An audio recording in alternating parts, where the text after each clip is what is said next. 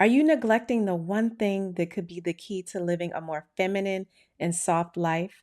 If so, you're not alone. So many women are in the same space. And today we're going to dig deeper and help you get to a place of balance, femininity, and living the life that you want to live. Stay tuned. Welcome to the secret formula of femininity for women who want to live a more feminine, fun, and fabulous life. I'm Dr. Nicole Montero, your host on this weekly journey to unlocking your inner radiance, nurturing fulfilling relationships, and becoming the best version of yourself. Welcome back, everybody. I'm your host and guide on this journey to tapping into your feminine essence, Dr. Nicole. And today we're going to talk about something that is deeply feminine, yet often neglected. It's our health and well-being. And I hope you got to catch last week's episode. If not, make sure you go back and listen. But I had an interview with wellness coach Cassandra Junifant. She has an amazing career and story from HR and corporate to wellness expert, self-care coach, and bodybuilder. And we uncovered some powerful truths about why self-care isn't just a luxury, but is the foundation of feminine energy. So if you're on your path to living a balanced, feminine, soft life, you cannot neglect your health and well-being and all of the aspects of self-care that contribute to it. So today I want to take this discussion deeper because for many of us, health and wellness can feel like an afterthought. It's like after I dealt with my relationship, with my kids, my job, my family, any other obligation, then it's time to talk about health and wellness. But really, what we talked about in the interview last week is we need to reverse the order that we do things, right? So we're going to talk about how prioritizing your body, your mind, and even your spiritual well-being is the key to unlocking that most magnetic, radiant part of yourself. That's your femininity that really exudes when you're feeling confident, when you're feeling well, when you're feeling rested, and when you're feeling good inside. So let's dig into it. I know you hear and see things about health and your diet and exercise and all of this all the time. But what does this have to do with feminine energy? Ladies, let me tell you, feminine energy thrives in a well-nourished, well-rested body.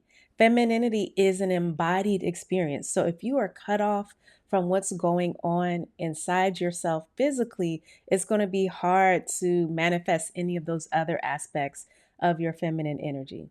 If you think about it, when you're exhausted, overworked, running on coffee and stress, and I know a lot of us know what this is like, you do not feel soft, radiant, and magnetic, do you? You don't feel that ability to just attract and feel like you're in flow and that you're happy and you're, in your state of well-being. No, you can't because your body is fighting against you because you have been neglecting it. So, as we know, feminine energy is flowing, nurturing, receptive, but we can't embody that energy if our body is in survival mode. Honestly, we can't really embody any healthy and balanced energy when we are constantly in fight or flight. That's what survival mode is. And so, real self care isn't just about the things that you put on social media to look good and spend money, but it's about the daily, consistent things you do, the daily rituals that allow you to feel safe and nourished and at ease in your body. And if you've been following the show for a while, you know that I talk about one of the ways that we tend to neglect ourselves as women is by not nourishing ourselves. And this is one of the pillars of feminine wellness. Yes, there is a thing called feminine wellness because it's a type of well being that really optimizes our feminine energy. And that is what flows into our relationships, even all of the endeavors that we have going on, right? So think about it. If you're an ambitious woman or you're a woman that is really set on certain goals in life, you cannot achieve those if your body is working against you, or should I say, if you are working against your body. And so we really have to look at these core pillars of feminine wellness. And this is something that I had to learn, I won't say the hard way, but really by tweaking my diet. And I'll tell you a little bit about my story, but tweaking my diet and my well-being routine, how I move my body, how I treat my mind, those things brought me to the next level of really being able to live the kind of life that I desired to live. So let's talk about these three pillars of feminine wellness. One is nourishment and hydration. The other is rest and restoration. And the third is movement and embodiment. And they all work together. All right, let's talk about number one, nourishment and hydration. This tends to get neglected a lot, right? Food is more than fuel. And with all of the messaging out now, you would think food is the enemy. It's like, you can't eat this, you can't eat that. This is full of processed. That is, you got to have a special diet. Are you vegan? Are you gluten free? Are you keto? Are you paleo? Are you, vegetarian? Are you omnivore? Like, there's all of these labels, and that can make it really confusing, especially if you've had, a difficult relationship with food throughout the years. But let's think about it like this: food is our energy, it's vibrancy, it's even a form of self respect. Because when we value and respect ourselves, we really fuel ourselves, right? The way I feel about myself these days, I do not miss a meal. And only for, so just to back it up a little bit, we are just coming off of Ramadan. So I've been fasting for 30 days. That means from sun up to sundown, no eating, no drinking, no consuming anything. And there's also a spiritual component to it. But in terms of food, you're not consuming anything. And that would be more like what people might term intermittent fasting. But what it requires you to do is be very intentional. See, you're not starving yourself, but you're being intentional about when you're feeding yourself, especially during Ramadan. So you need to pack in the nutrient dense foods, the foods that are going to help your digestion, the foods that are going to allow you to sleep well and rest well. So it's not just to like, I'm going to deprive myself and then I'm going to binge and gorge, right? It's not these extremes, but it's a very intentional way of bringing awareness to your relationship with food, to a spiritual cleansing, even a physical cleansing. Because when I'm fasting, I start seeing like pimples, and I'm like, this is a detox. My body is detoxing because my digestive system is resting. So, food is energy. It's what it allows us to not only like fuel ourselves, but also to balance our hormones. And it affects our mood, and the whole way that our aura, our light around us, comes from the foods that we eat. So, one of the things that came up when I was talking to Cassandra is she said there's a big difference between health and fitness. Fitness could be thought of as like manipulating certain foods, the macronutrients, the things that we have to eat, like fats and carbs and protein that can shape and sculpt your body. But you can have a sculpted body, or you can be of a certain weight that you consider ideal, but that does not mean that you are in a state of optimal health and well being, right? One of the things has to do with your relationship to food. Are you in a state of restricting yourself, constantly thinking about what you can't eat, and then wanting to kind of go the other extreme and binge because you felt so starved and deprived? Or are you being very rigid and only thinking about how your body is going to look versus how it's going to function and what it needs? And for women, this is so important because we are on a hormonal cycle, a 28 to 30-day cycle where our hormones fluctuate, especially, if you're premenopausal.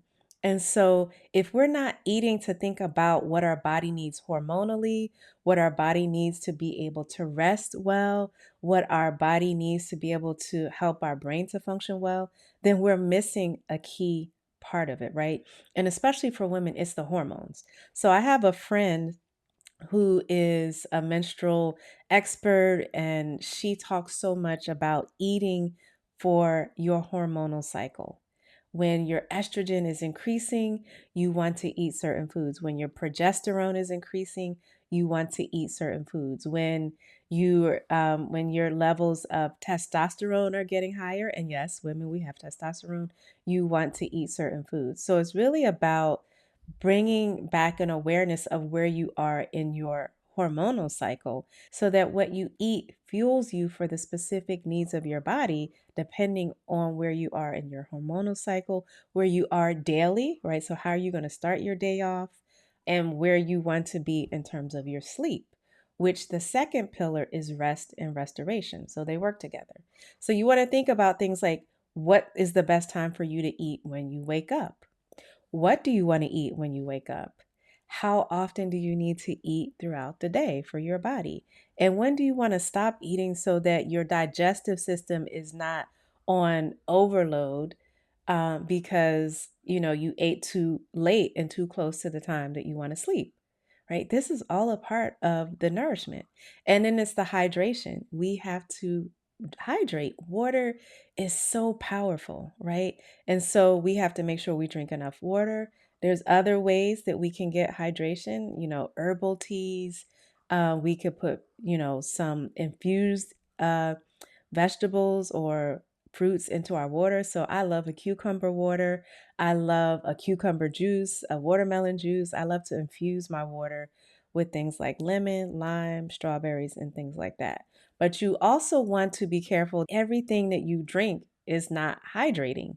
It could actually be dehydrating you. So if you're overloading on the coffee, if you are drinking a lot of sugary drinks, sodas, carbonated sugary drinks, you're filling yourself up on calories that don't have a lot of nutrients and could actually be dehydrating you, right? So that nourishment and hydration work together.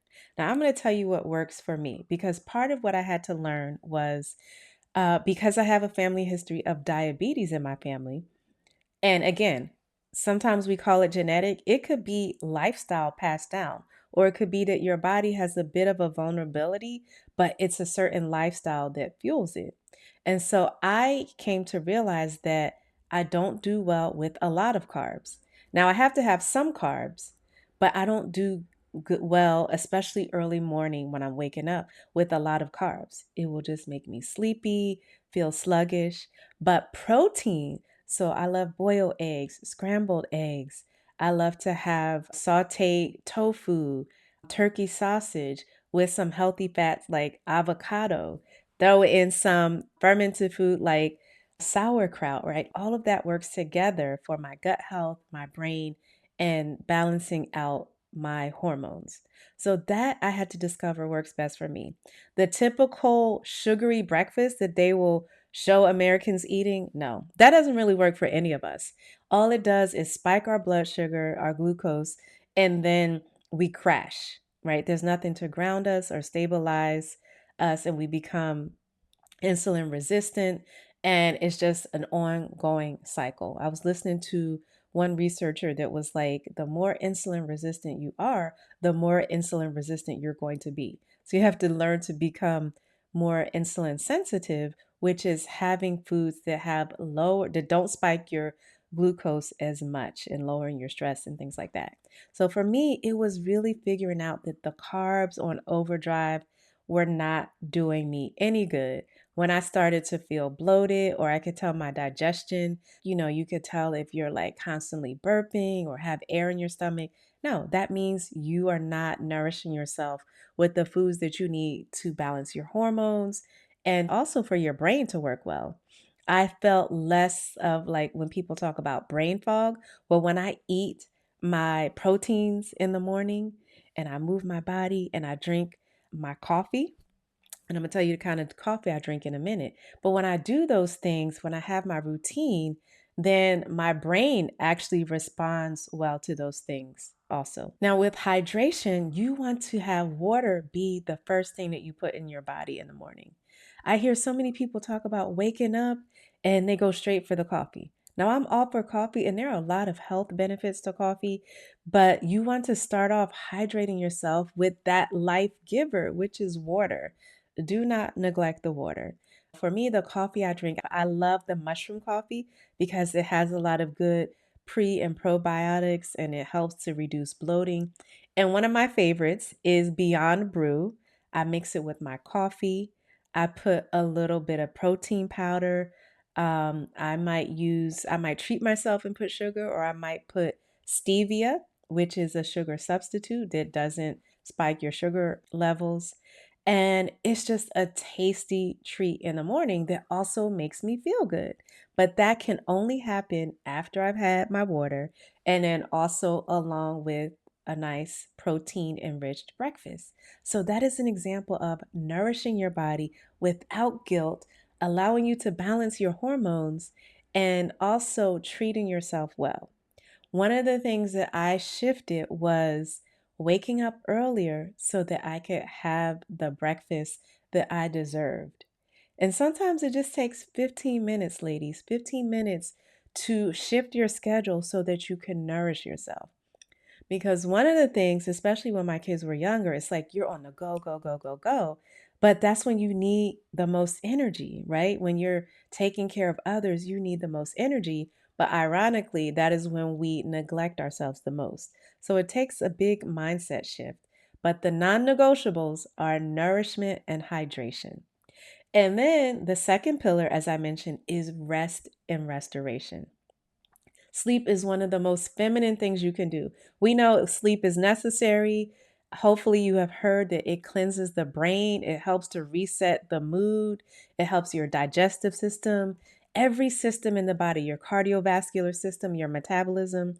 There's studies that show that when your sleep is cut short or you don't get enough deep REM sleep, so you have poor quality and quantity of sleep, that not only do you make poorer food choices because your body is stressed, but your body digests food differently. So it doesn't digest it well. And then you crave carbs, sugars, and all of those things that are going to give you a quick hit. So not only does that happen when you don't sleep well, but you have brain fog, you're not in a good mood, it affects your mood. So sleep is important physically, but it is also one of the most feminine things you can do. So many of us have really stepped and immersed ourselves into such a masculine role of doing, doing, doing, that the thing of resting, laying back, falling back, we feel guilty for it. We tell ourselves that, being exhausted is a flex. Well, it's not just us telling us ourselves that, but it's the world telling us that. So burnout is seen as a badge of honor, and rest is seen as like you are really neglecting your responsibilities. So resting and sleeping and getting the restoration you need is one of the most feminine things you can do, because a rested woman is a woman who has learned to slow down. And a rested woman is a woman who has learned to be intentional about what she puts her energy into. And a rested woman, especially in our society, is a woman who has had to think about how to shift things so that she can get rest. See, I notice whenever I travel overseas, when my husband and I go to Senegal or when I'm in the Middle East or anywhere else, even in Europe, the pace of life, there is a respect for the rest that we need as human beings. And especially in more collectivist societies where people care about the group and not just themselves individually, there are so many ways that women get together just to sit down and relax and drink tea, and naps are encouraged. When I travel, I take so many naps, you guys. And so I always try to make sure I bring that back to my lifestyle here.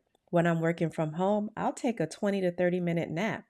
Sometimes when I'm going, if I have to go downtown or something and I go pick my kids up, I make sure I leave in enough time and I'll just sit in my car and lay down and take a 15 to 20-minute nap. So building in that rest throughout the day. But really at nighttime, that's where the real magic happens. So it relates to the food. What are you eating that helps your digestive system to calm down, that helps your mind to calm down, your body to calm down so that you can sleep well? And so with rest being a divine feminine practice, that means you have to prioritize quality sleep, deep relaxation, and slowing down enough to actually enjoy life. You can practice this just with some deep breaths every night before you go to bed. Turning off your phone so that you have at least 30 minutes without the blue light, that really keeps us up and makes our brain think that we need to be awake. And it's also about just having a routine, making your space beautiful. What kind of sheets do you have? What kind of scents do you have? Maybe you need a nice hot cup of tea at night. I love peppermint tea. Or you might need to take some magnesium, some melatonin. I love this combination that has magnesium, a little B6, and a little bit of melatonin. It's called Calm.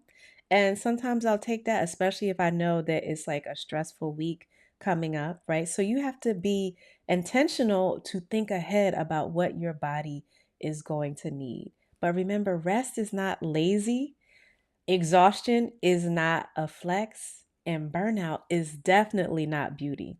Just think about it. When you're rested, look at your skin.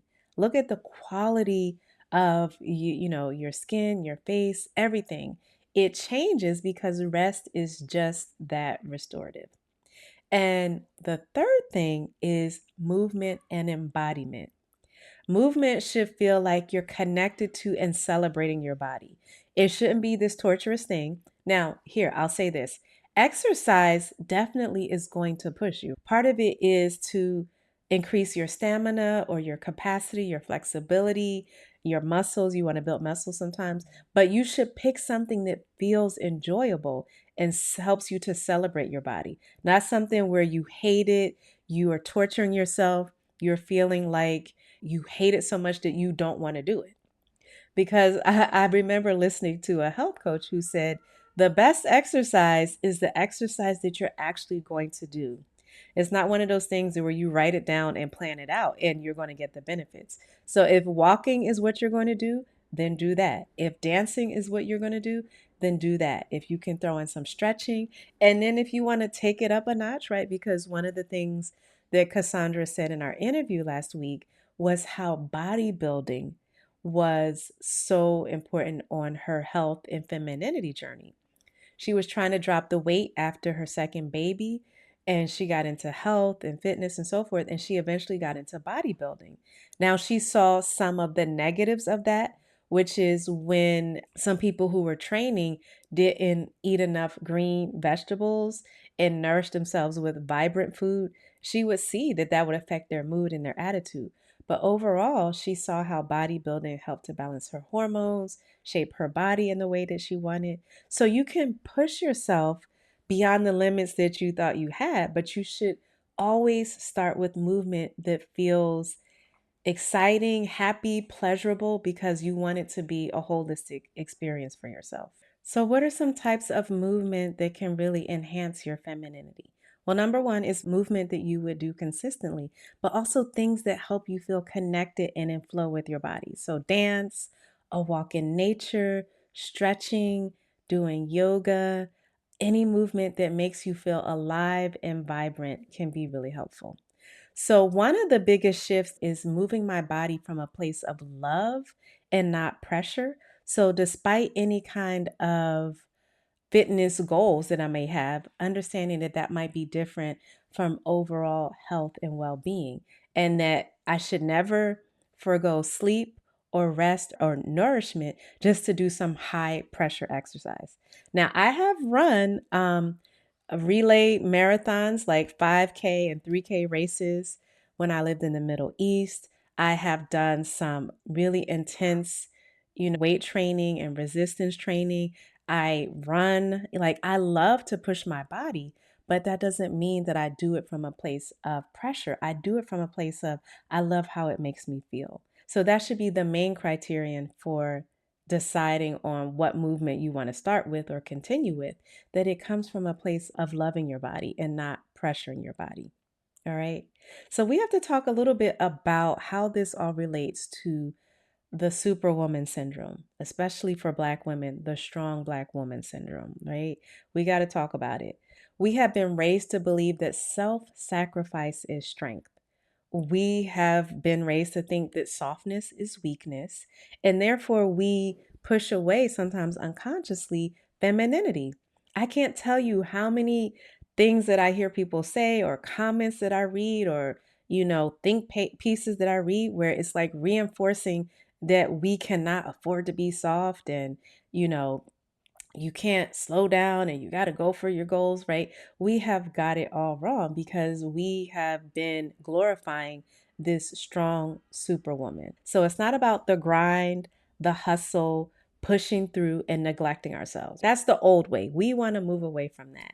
But we really want to learn how to honor ourselves and not deplete ourselves of the energy that's going to actually take us to the goals that we want. So we can't do it when we're burnt out. The new flex is really choosing pleasure, choosing ease. If you can get help, ask for help. If you can delegate, delegate. If you can make it easier for yourself, don't feel guilty about it. It's about embracing the softness, which will really help you to lean into your feminine energy. So, what are some practical steps to prioritize your feminine wellness? One is to start your day with hydration and not caffeine. Again, I say this as a coffee and tea drinker, but you want to start with hydrating yourself with the purest form of life giving energy, which is water. And if you drink coffee, you don't want to drink too much throughout the day because then you're like depending on it. And that means that you're running on fumes and you're not truly fueling yourself. So coffee shouldn't be something that you're depending on throughout the day because then you also get dehydrated. So you want to start daily with hydration and not caffeine. You want to make rest and deep sleep and deep relaxation a non-negotiable.